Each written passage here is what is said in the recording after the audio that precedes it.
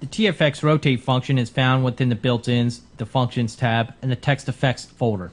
So the way this works is that we're going to drag a font down again, and first let's just reposition this and scale this up a bit.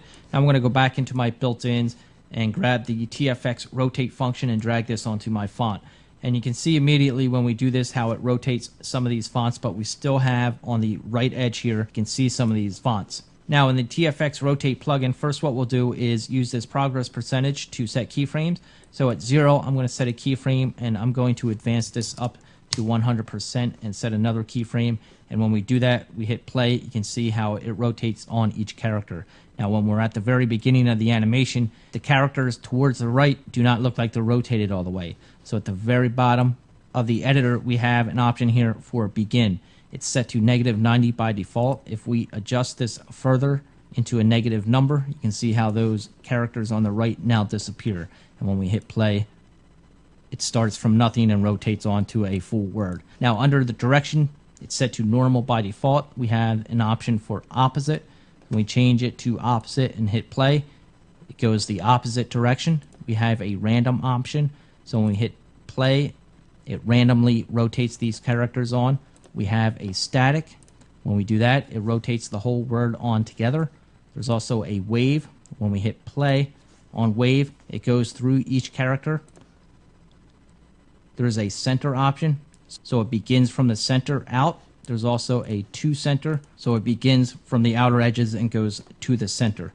Now there's an interpolate option set to soft by default. We can change it to linear as well, and this interpolates the keyframes.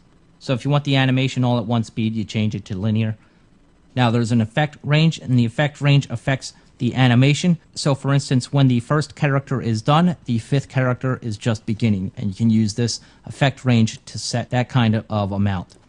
There's also a random seed. This works when you have it on the direction random. So when you have it on random, you can change this random seed here, and it affects how randomly these characters come on.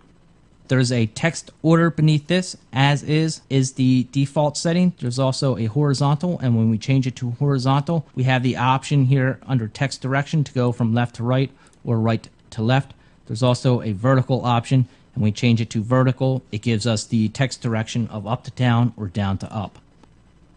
So we're going to change our direction back to normal, and underneath this there's a anchor horizontal, so we can have the option where it anchors the text to the left, center, or right. Below that there's an anchor vertical. We can choose the option to have this text rotate from the top, center, base, or bottom. So by choosing various combinations of these, you'll get a lot of different effects of how the characters rotate on. And there's also an axis here, so we can choose which axis we want this character to rotate on. So if we wanted to start from the x-axis and we have it set to base and center, we can also change these to left and bottom. So you can see when we change each one of these settings, we'll get a different variation of how these characters animate on. The begin and end setting here determines how far each thing is rotated in the beginning and also at the end of the rotation. So at the very end, if we're at our last keyframes, we can determine how far we want these characters to rotate.